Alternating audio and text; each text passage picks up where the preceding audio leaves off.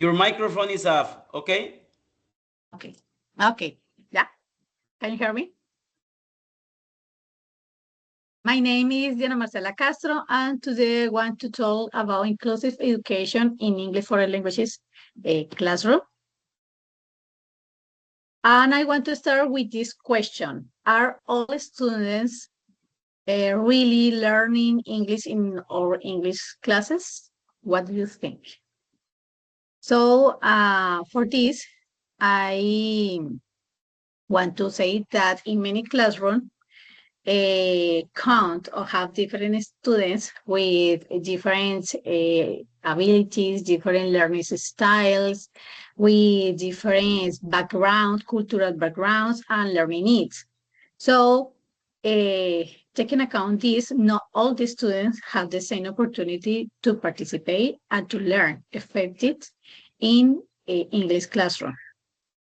With that in mind, I want to talk about what is inclusive education, why is it important in English classroom, and give you some strategy that can a teacher apply in their daily lessons. So, what is inclusive education? That is an approach that ensure equal opportunities for all the students. Um, with the idea that the education of the learners don't depend of the difference and difficulties that each student can present. And according to UNESCO, inclusive education aims to increase participation and reduce exclusion in education and includes students with learning difficulties, students with disabilities, different cultural backgrounds, and different learning styles. And with that, it promotes participation and reduce the inclusion.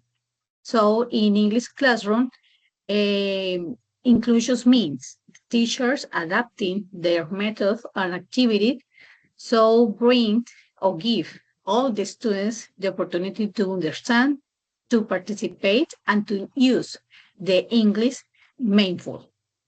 Why it's important?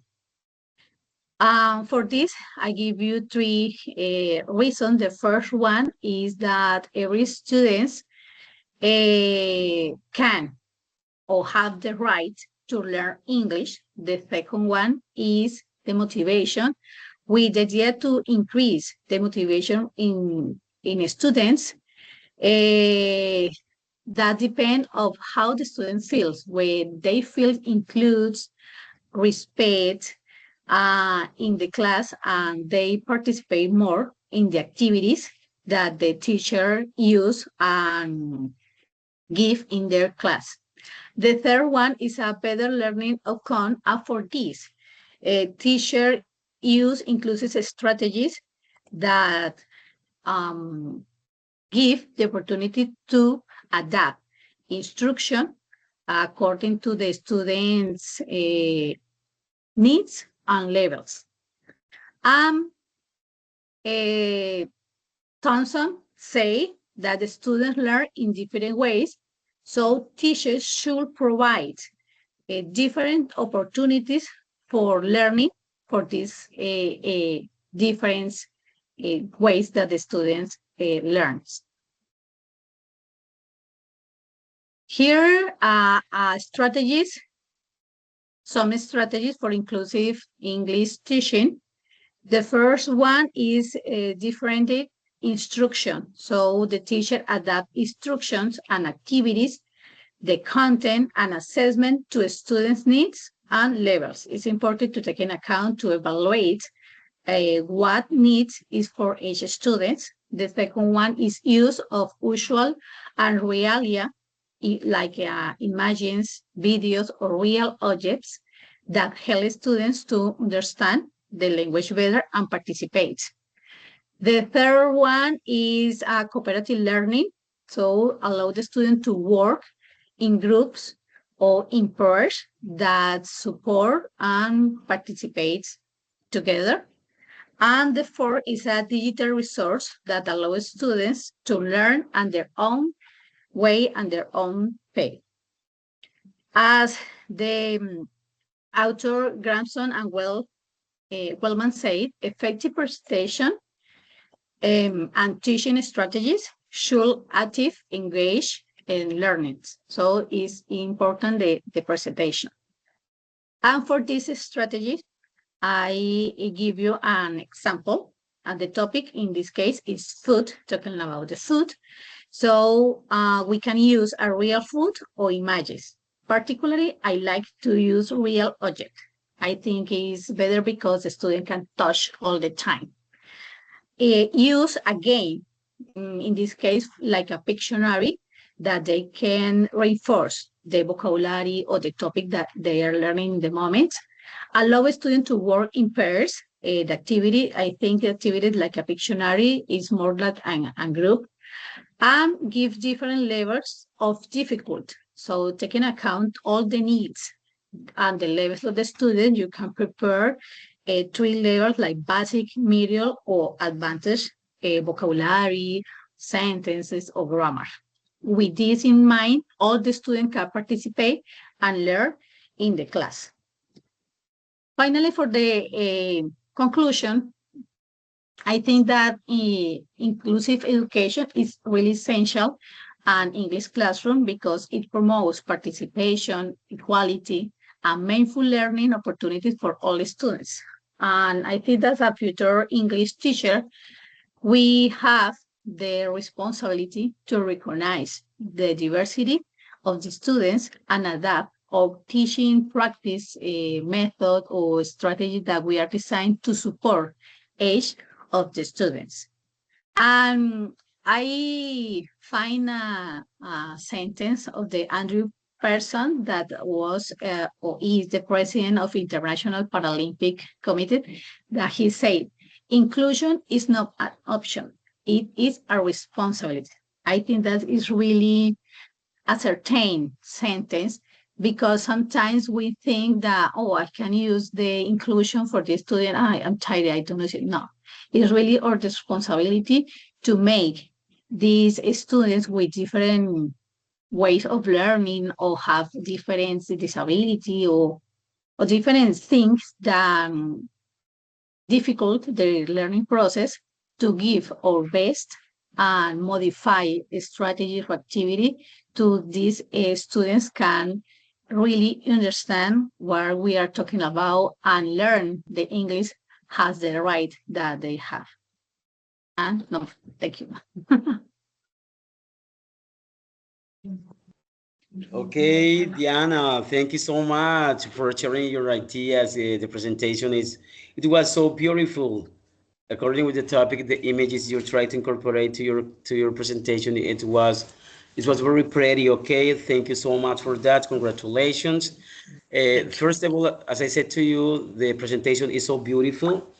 The topic, according with the slide, each slide, it represented very good the motion, the topic that you could select it, and I suppose that we can understand so clearly what do you mean, what you could try to interpret, what you try to share with us. And I suppose that this is a very relevant topic according with the inclusive when we were trying to learn and when trying to teach a class. This is something that we have to keep in mind, and this is something that is very important to keep for our children, because sometimes in our class, so we're going to find different type of students, different type of persons, different type of children that, for example, we don't know what the disability are that in that moment, at that case, they have. For example, I would like to ask you a question, Diana. How we can incorporate, how we can add in a class a student with a cognitive disability? ¿Cómo podemos añadir, incorporar, cómo podemos tratar de hacer la clase una persona que tenga discapacidad cognitiva? That is to say, Sometimes you don't know that different students don't learn at the same time as others used to do it. That is to say, the I rhythm, for example. Yeah, of course. Go ahead. Yes, I think the in that cases we can use or we work with the worksheets, with the images that are colorful or give you then the opportunity to paint the the imagine that give you and repeat a lot of time the word or the idea of the topic that we are talking about. Maybe with the students in the class, we are using five new words as a vocabulary, but the other students with the difficult, I forget, maybe use one word.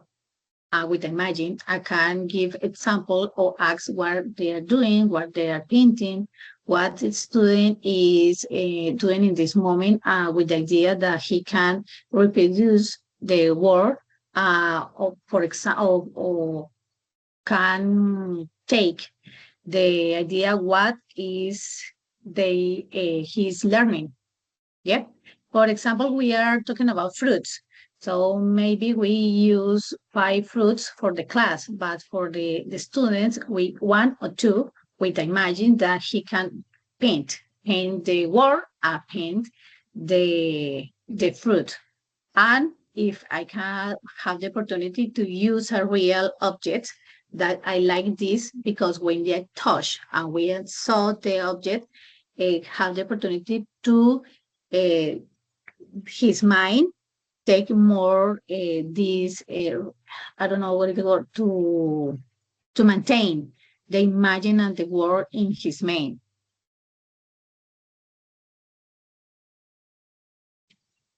Diana, I suppose that it was a great answer, okay, and that is something that we are aware about it. For example, I remember when I was trying to develop my pedagogical practice in situ, more or less when I was at ninth semester, and there was a very great difficult with some students that in that case, for example, when the teacher just started to develop the some activities, it was very difficult because in that classroom there was more or less, or there were, excuse me, there were more or less two students with disabilities. For example, none of the other students wanted to, for example, when they went to develop an activity, that is to say, in a collaborative way, in a collaborative activity, they didn't want to make group with that student with disability. And I could notice something. I immediately went to talk with the supervisor, with the teacher, um, and I said to him, "What's going on with that students? Why always that your students are going to work? Why she's alone?" That is to say, you have to try to incorporate some activities according with her disability, because in that case it was a girl, it was a woman, and it's a pity because even she passed away, she died more or less, if I'm not wrong, last year. That student died. That is to say, she passed away. Ella se murió because the disability, the illness that she had, it was something very dangerous.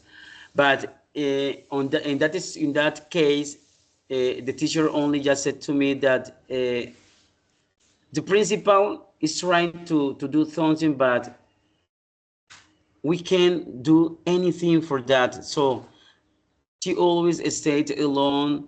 She always the other students, her partners don't want to work together with her.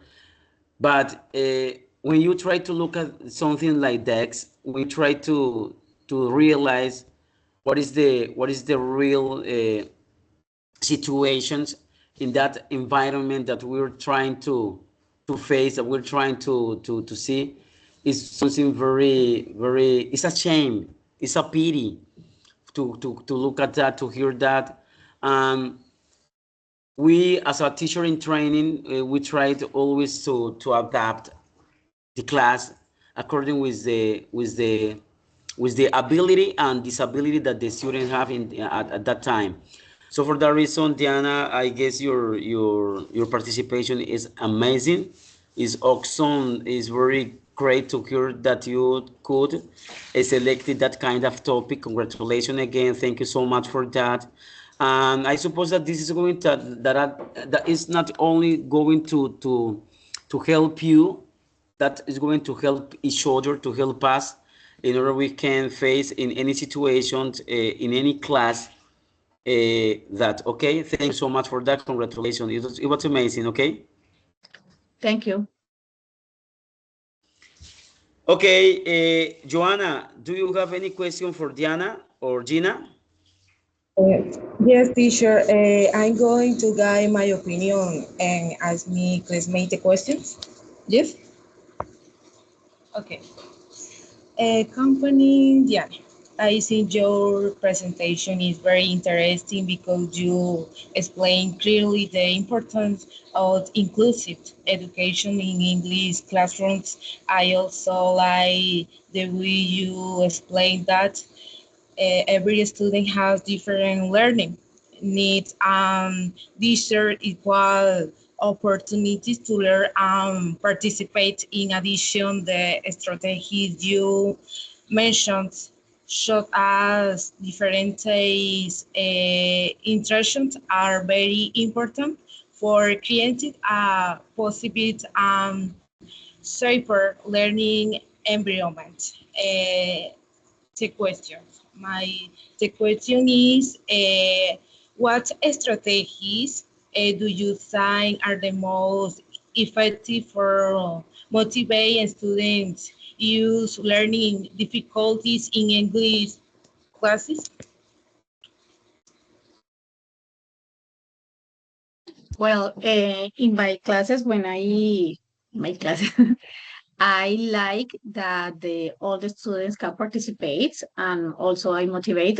Some of them I play with the points, and when I have the opportunity, I make the groups, make a reconnection. And other times, if I had money, I can give to the group that win more points, give some candies. Um, for as I said before, I like to use the real objects in the class when I introduce a new topic or a new vocabulary.